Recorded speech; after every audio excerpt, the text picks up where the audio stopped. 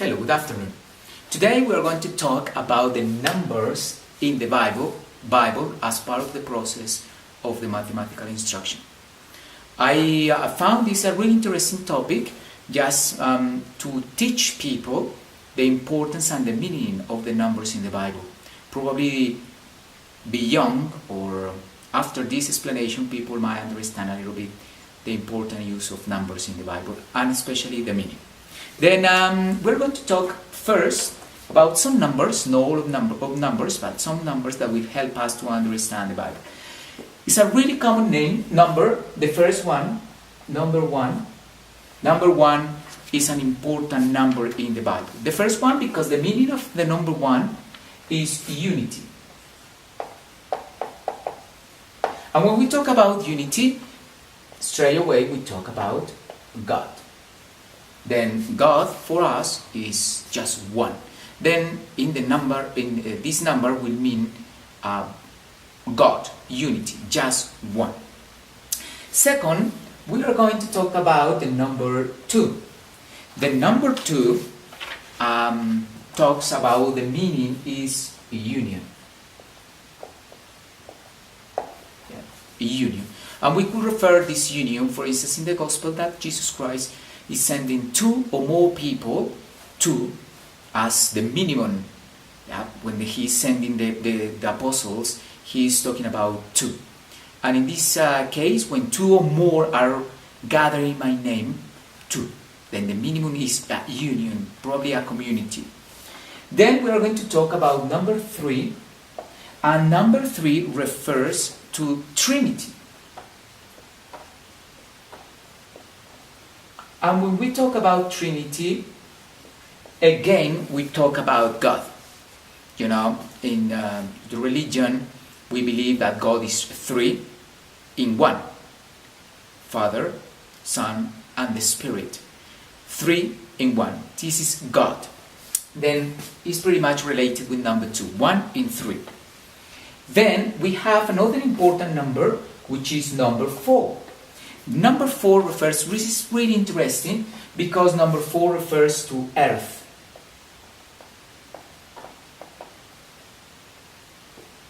And also we could say the world.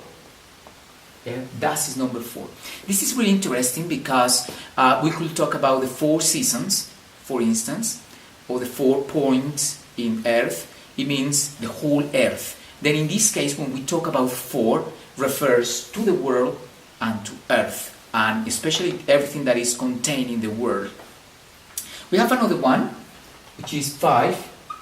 We talk about 5, we talk about grace, yeah, as this feeling, as this union with God, probably the union between 3 and 2, when we have the union between human beings and Trinity, which is God, then this is grace. This is the kind of the feeling of any Christian union, in the union with God. We have number 6, which mainly refer to the human beings, in this case, man or women in general. But this is reflected, and sometimes is used as the 666, which is the number of the beast, especially in the book of Revelation. And we will see just in a minute the meaning of this. And then we have number 7, which is perfection.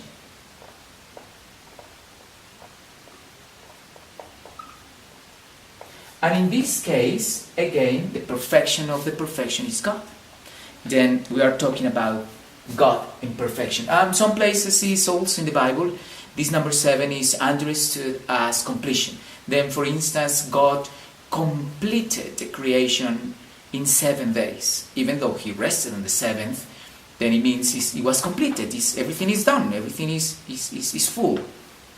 And then another number that I want to make a mention is number 12. And number 12 will have a special meaning in different books in the Bible because it is related to Israel. And Israel, they talk about the 12 tribes, and in the book of Revelation they mention a lot the number 12. The meaning of this is that 12 is the election. What it means is that God is electing, is taking apart portion, and then in the Bible, in the Old Testament, the 12 that God has selected is Israel, the 12 tribes. Then with these numbers, it's important we have these numbers because these numbers will allow us to understand a couple of meanings that in some classes these questions come up quite commonly.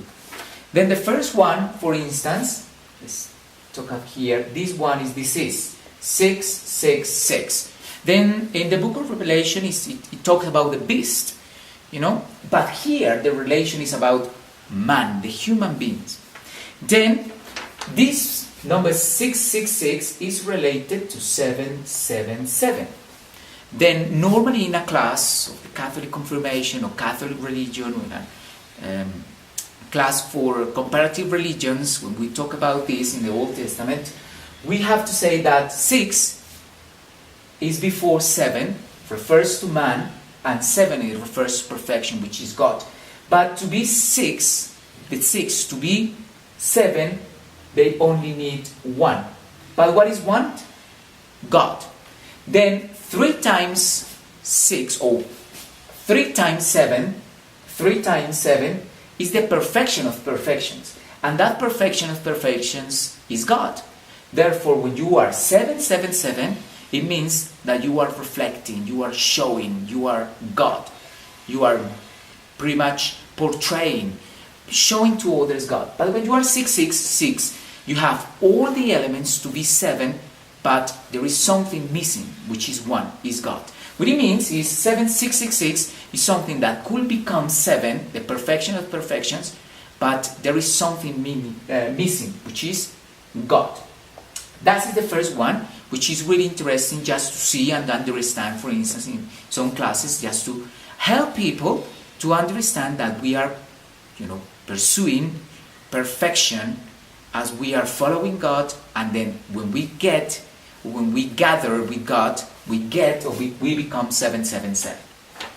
Another important number that I want to mention here, just to see, is that in the book of Revelation, it talks about an important number, which is 144,000. And it refers, for instance, to the people that will be saved. Then in the book of Revelation, it says 144,000 will be saved. Then will be with God. This is really interesting because it has an important meaning. We talk, for instance, about number 12. 12 is Israel. But this number comes from a combination of numbers. For instance, 12 times 12